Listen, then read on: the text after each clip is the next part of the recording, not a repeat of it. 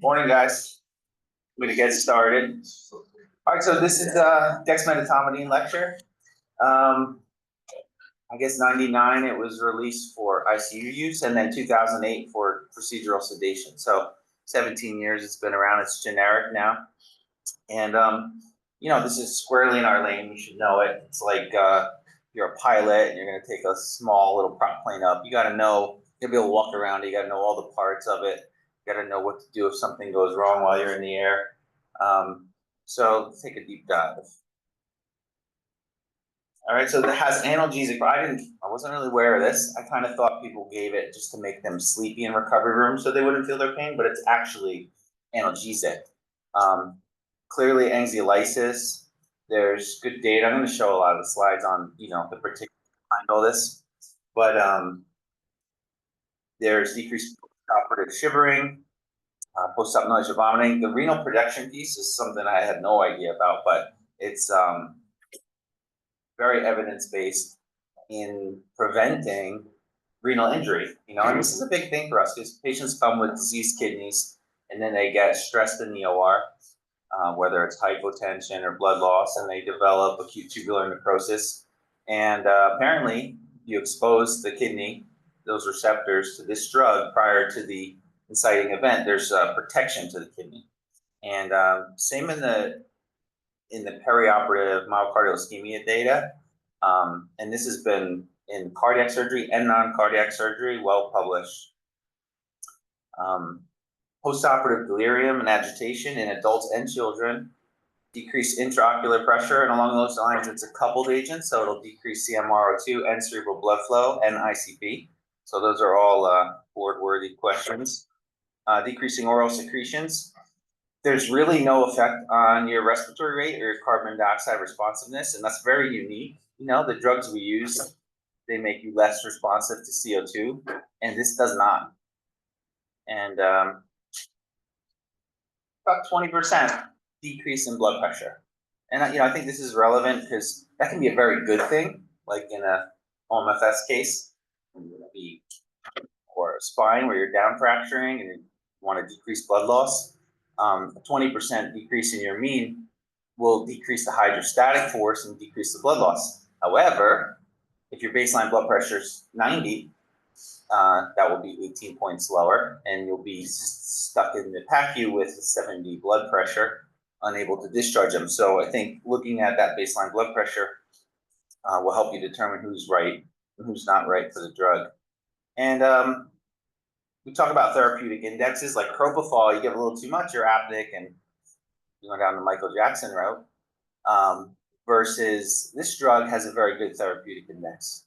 And I know of a case where a patient was accidentally given 400 micrograms of dexmedetomidine while in street clothes, not on any monitors, and did not die.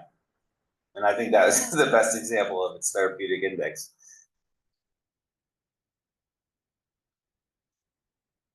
But first, do no harm, right? So I think this is the most important slide. You have to know who not to give it to. If you have critical aortic stenosis, there's a pinhole for an aortic valve, your coronary perfusion is going to be limited. You know, if you go to a catheterization of someone with critical AS, they put the catheter in the ventricle, pressure might be 300, and you go past the valve at maybe 90. And so they're very high pressures the ventricle has to create just to get normal coronary perfusion.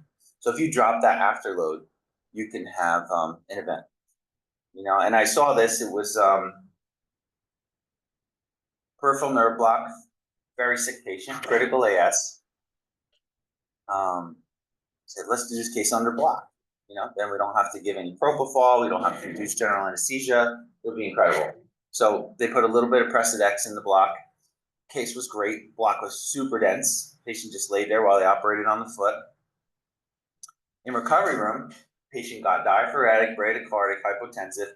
We were right there. We were able to fix it. Some antimuscarinics, atropine, Bedrin, phenylephrine, whatever we did. But if that patient had been fast-tracked and went right to the floor, they would have died. Like, they would have died from the nerve block because we put the adjuvant in there. So know your patient and know who not to use it in, and know how long to watch them to make sure that's not going to happen. For example, in a nerve block, a 90-minute period of keeping them in the PACU, a little prolonged PACU stay, you can pick that up and treat it. So everyone's familiar with clonidine. That's been around for a while. It has tons of uses for antihypertensive, for polysubstance abuse patients, for withdrawal, for sedation, for anxiety. So that was 220 to 1, alpha 2 versus alpha 1. And this is 1620 to 1. So it's much more potent, 8 times more affinity for this alpha 2 receptor. And this is both pre and postsynaptically. And clonidine is much longer half-life, like sticks around for 12 hours, and this is like a 2-hour terminal half-life. All right, so let's take a look at what it does to the brain. So sedation, anxiolysis, analgesia. I'll show you some data where patients who get it have half the pain in the recovery room. And basically what's happening is the Dex binds the alpha-2 receptor, and that is negative feedback to prevent norepinephrine release in the central nervous system and other places. And in particular, an area in the brainstem called the locus coeruleus. And that's an area that plays a role in arousal, alertness, attention, and mood. And the sedation quality is they're usually arousable and cooperative, and it rarely resembles sleep. It resembles non-REM sleep. And even if you put an EEG on our head, it looks like they're sleeping. And very different than the other drugs we use are all GABAergic and chloride channels, hyperpolarizing neurons. But this is a new mechanism. And think about the planet being 4,000 million years old. This coming out 17 years ago. We're pretty lucky to have access to this incredible drug. So it mimics natural sleep. This is non-REM sleep, say REM sleep, which is like important for memory formation. But what's unique is that in REM sleep, locus coeruleus also has low norepinephrine output. So in a way, it might mimic REM sleep, but it's really a non-REM sleep if you are looking at it on EEG. And so for board relevant stuff, increases the slow wave delta power in the frequency of 1.7 to 3.25, decreases REM. And it's different than our propofols and our benzos because it's not GABAergic. So right from the package insert, the FDA approval for ICU sedation is for 24 hours. And that's because if you do it for 7 days, you'll have withdrawal. I'll have a slide on that. And then for procedural sedation. So we're using it for both these reasons. There's usually standards of like how you should dilute a drug. And my personal favorite way is to just take one vial, just 200 mics, put it in a 100 ml bag. It's 2 mics per ml. But the pharmacy standard across the country is 4 mics per ml. So if it comes from pharmacy, a lot of times they'll have 2 vials in a 100 bag. And the FDA approval for loading the drug is to give 1 mic per kilo for patients under 65 years old over 10 minutes. Now, you can do it without loading it, but that is their FDA approval for how to load it. Certainly, over 65, the brain is more sensitive. You've seen like with fentanyl and Versed, the brain is about twice as sensitive to those drugs. Same goes here, and that's why they recommend a 0.5 per kilo loading dose in over 65. So when you first give the drug, if I were to give you 50 mics bolus, which would not be advisable, you would initially get hypertension. But more commonly, when we use the drug appropriately, we see hypotension and bradycardia. And this bradycardia is responsive to our classic treatments like antimuscarinic drugs like glycopyrrolate, atropine. But if you had an event and you needed to get it up, you would go to a direct acting agent, right? Those drugs are indirect acting. So you would take a milligram of epi, put it in a 100 cc bag, so it's 10 mics per. Start with like 10 to 30 mics if you were in real trouble. And this can be delayed. This can be, in the PACU, something you might get calls for. As far as the withdrawal goes, if you, for example, are on it for 7 days, you might see agitation, you might see tachycardia, vomiting. That would be signs of withdrawal. And this is what the body does, right? When we change like synaptic function and neurotransmitters, the body tries to compensate by like overproducing or upregulating receptors and things like that. So it's not surprising.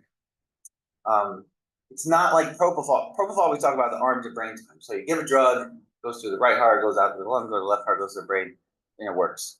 This is more like takes some time because of the way it's working. It's working on synaptic function. So 5 to 15 minutes, like peak effect, 15 minutes, but like really not kicking in as soon as you give it. And that involves some planning with your cases. Now that's the alpha half-life. So give a drug, the heart pumps it to the brain, goes to all the highly vessel-rich organs like liver, kidneys, brain, uterus. You get a blood concentration, and once you're above a threshold, you get the effect. Then the heart keeps pumping, and the blood goes into the vessel medium-rich group, like muscle, and then you wake up. So that's the alpha half-life. It's not because of metabolism. You didn't metabolize anything. You just no longer have a concentration in the brain that's keeping you asleep. Then the terminal phase, in beta half-life, is when your liver gets rid of it, right? So it usually conjugates and then makes it water soluble, and the kidneys get rid of it. So severe hepatic failure, you would dose reduce with this drug, which is takeaway point there. And is absorbed intranasally and sublingually, but orally it's 16%. So it's not really a PO drug. What clonidine is. And then when we talk about, context sensitive half-time is like however long that infusion is. When you stop the infusion, how long does it take for the half-time? And you can see that a drug like Valium, you don't want to put on an infusion for days because of its form there.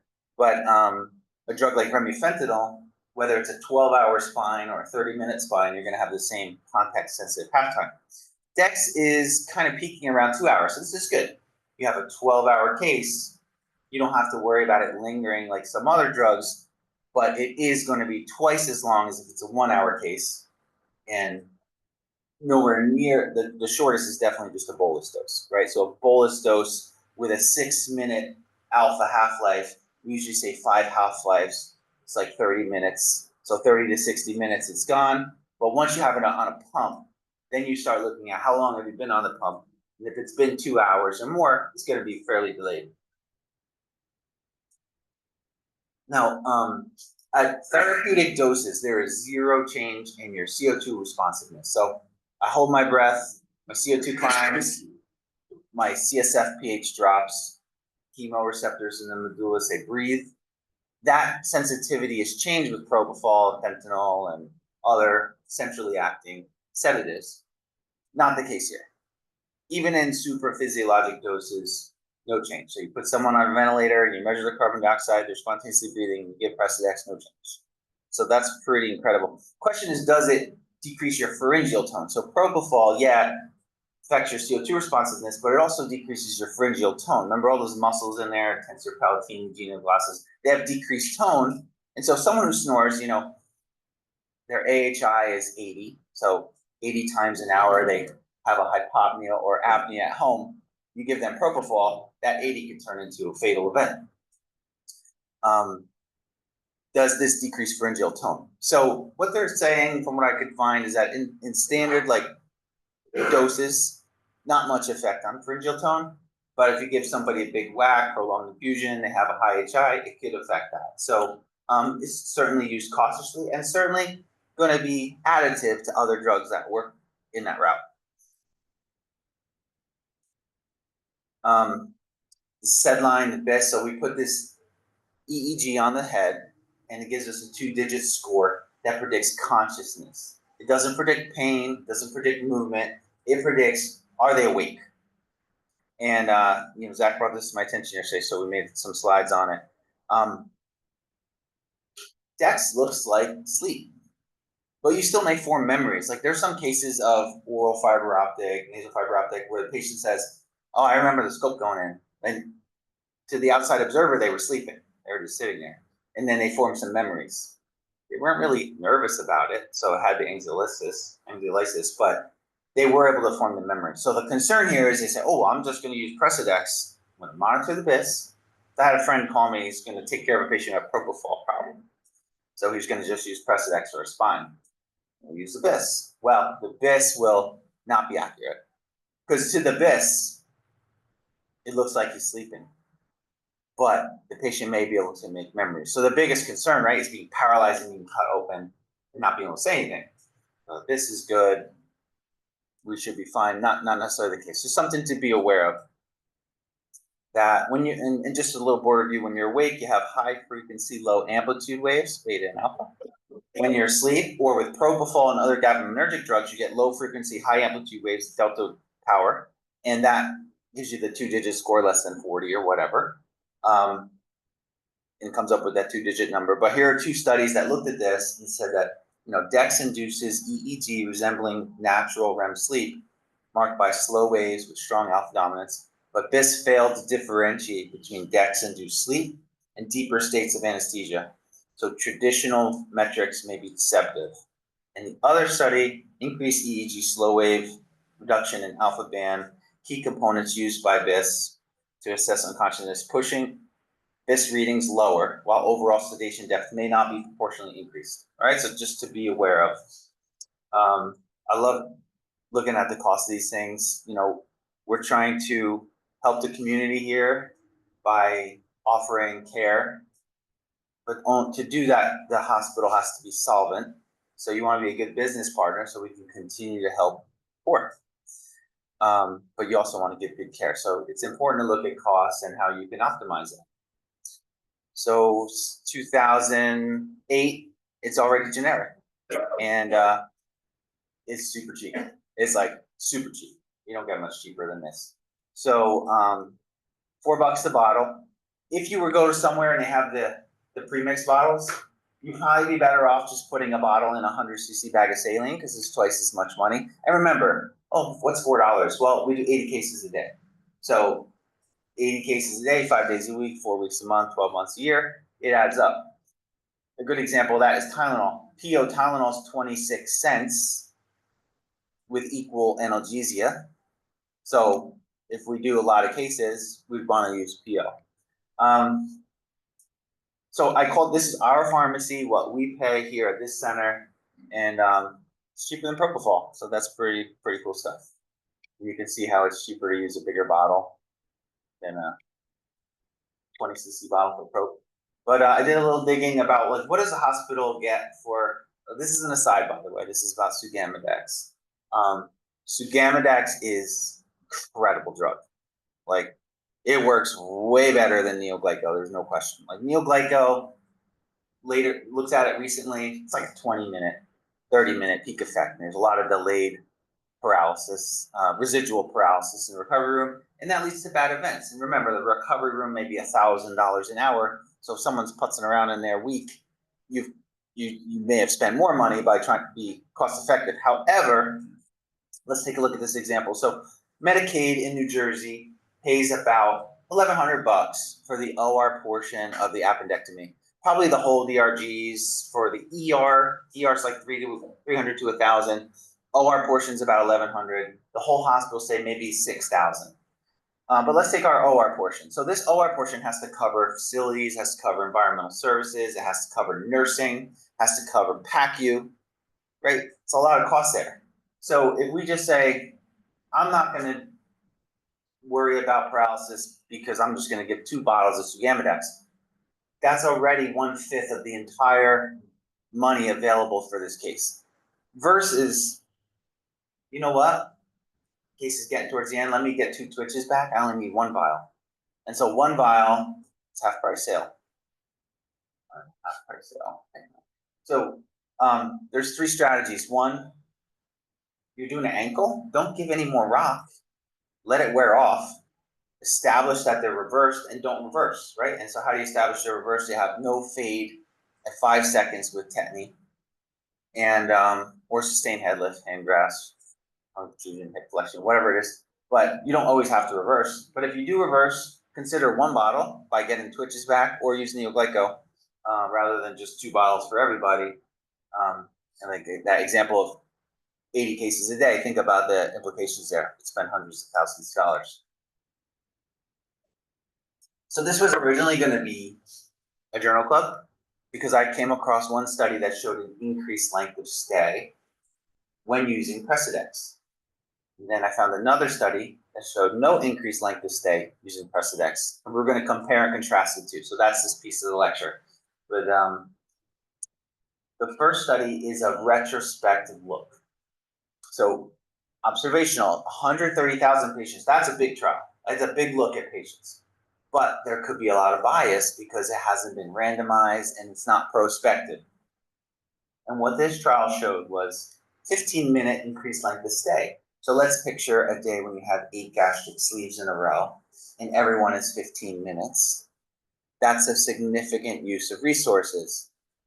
So that would be a negative. But maybe they did better. Maybe they had less pain, less nausea, less shivering, patients were happier. And so that was like things that we were going to talk about. So again, a retrospective look, maybe it was used in tougher cases. You know, actually I'm going to say that I could have a slide on it. We'll get to it next. This is the second study. The second study was a meta-analysis where it took multiple trials, and it found that there was an increase in hypotension in recovery room, and that relative risk, that's like 5. So like significant, like increased risk of hypotension, which can be good and bad.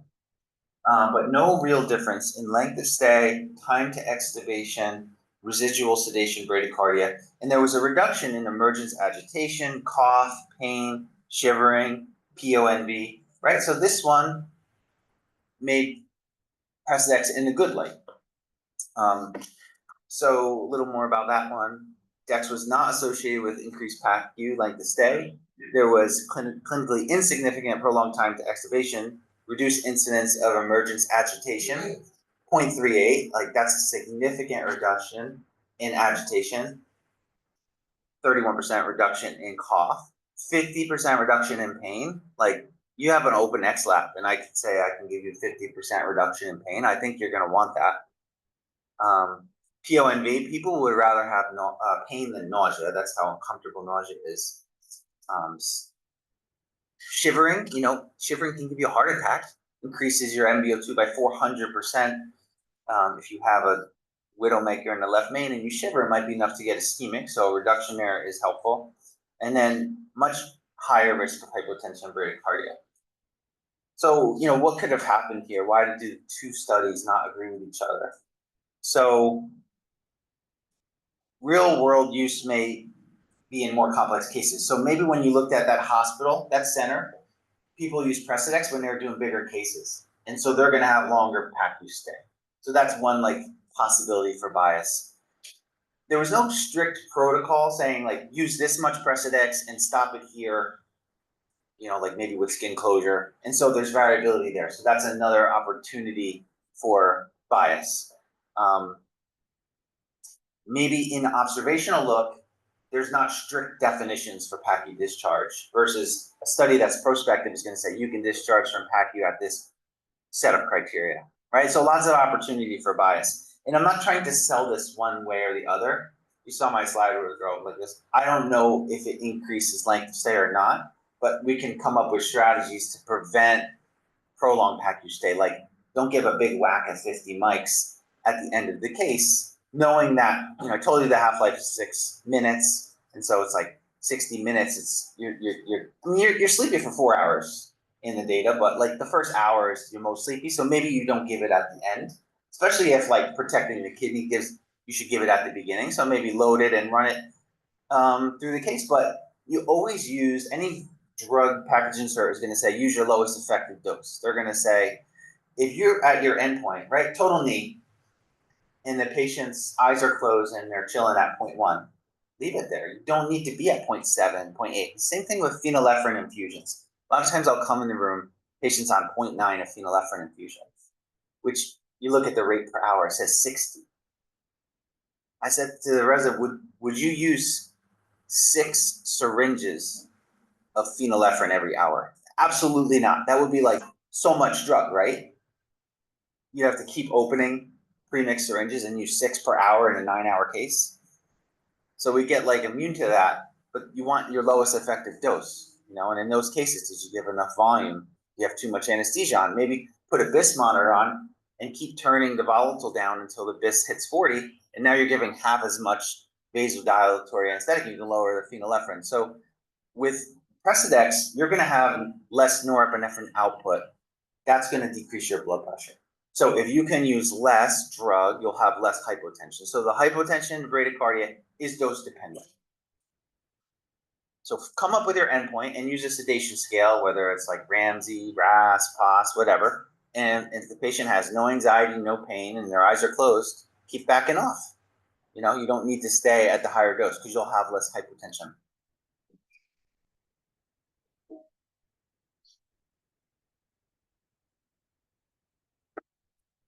So intranasal Precedex in children. So this is, again, off-label. I'm teaching this so you have the knowledge. So if the situation arises where the benefit outweighs the risk and you want to use an off-label option, you have the knowledge behind it. I'm not giving it a stamp of approval for safety and long-term outcomes. I'm just teaching you what's out there. And I've noticed a lot of the work is from overseas, namely China. Basically, you want a peer-reviewed journal, that you can trust. You don't want a small trial from one center by one guy who's trying to get his name out there.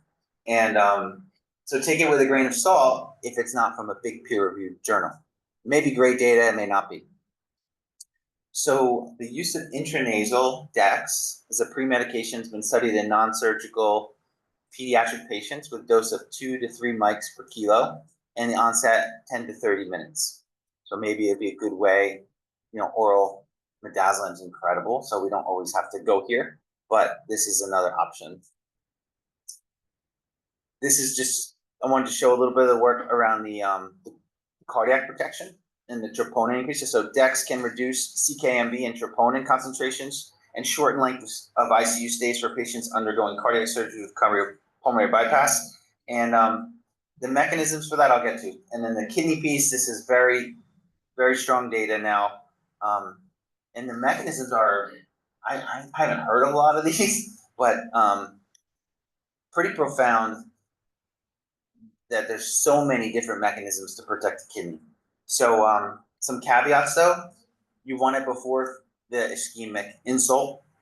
You want, there's a minimum dose, to get the benefit, but it's preventing this oxidative stress and damage to the tissue. All right, so for shivering, I think a takeaway point here is that Precedex for shivering. So you're shivering, patient's shivering in front of you.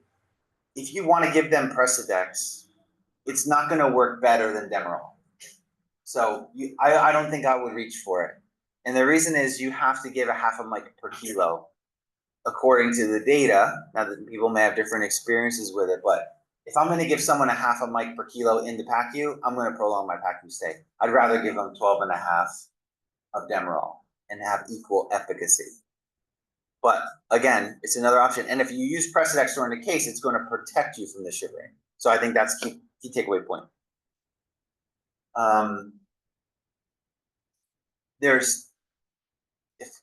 If you give Precedex gamma nail, spinal, if Precedex is used, the risk of delirium is cut in half, right? And that's like a big worry in those patients. And so something to consider, that if you have to choose a sedative, that would be a good one because you could reduce the risk of delirium.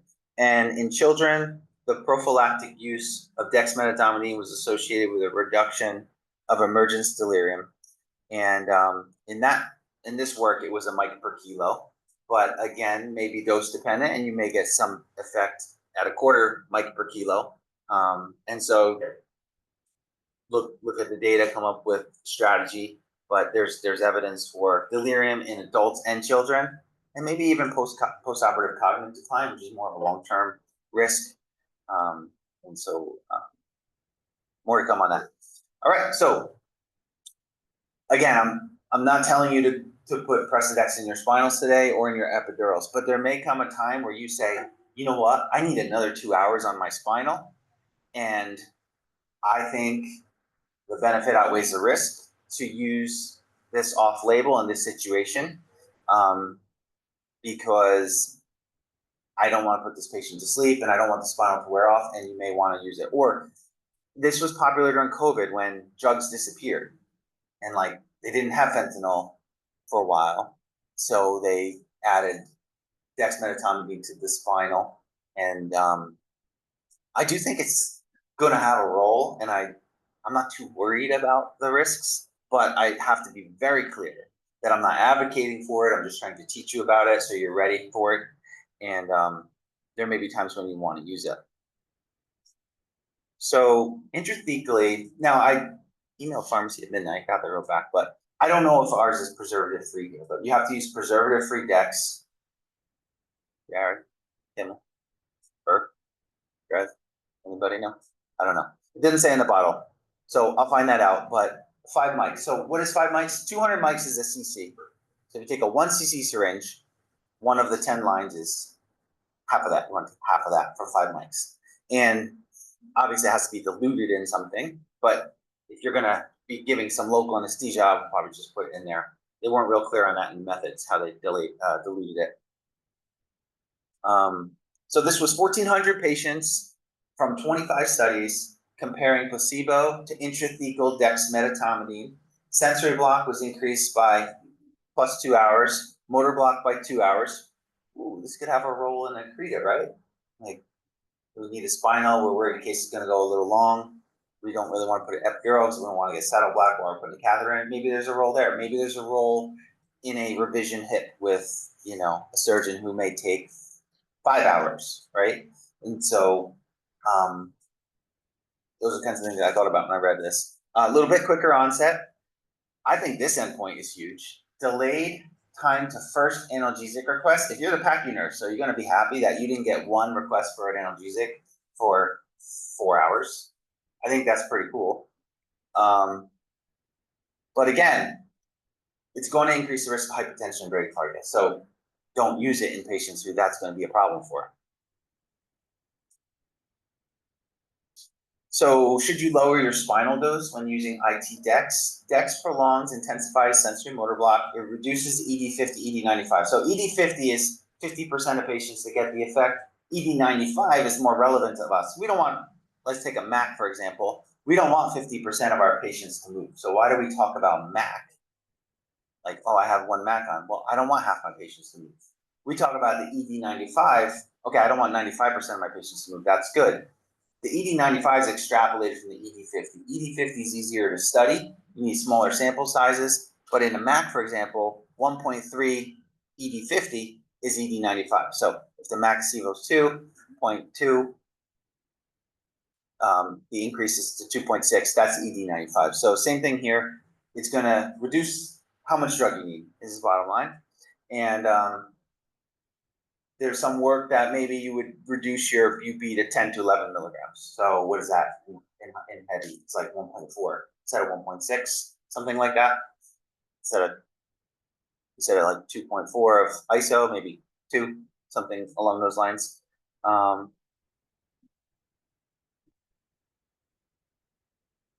Now, Akra had a whole lecture on conversion of labor epidural for C-section.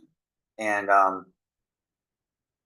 most of the guys were saying, like, during COVID, it was just incredible to have this option during the drug shortage period.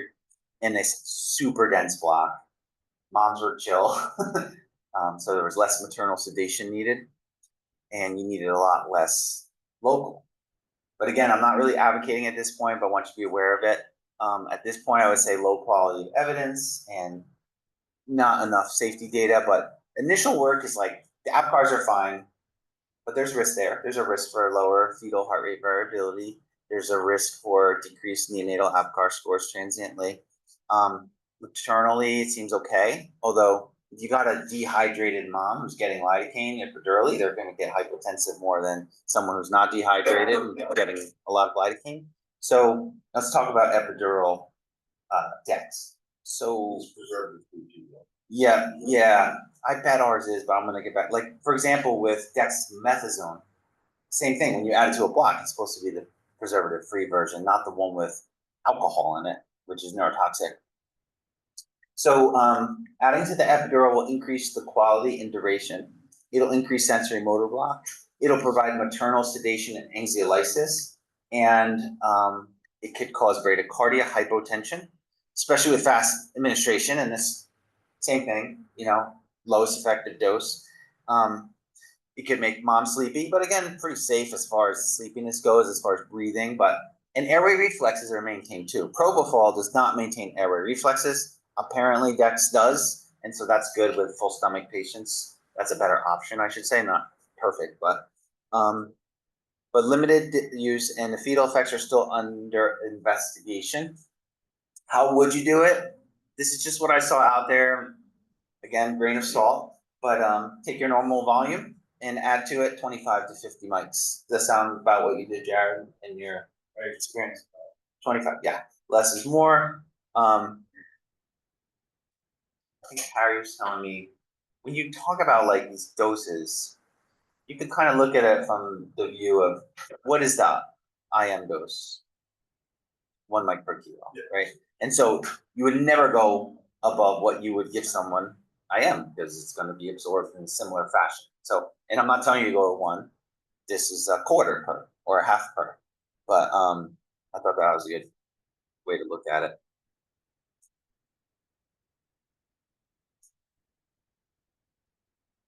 So, can you use Precedex IV to the mom when the baby's not out yet?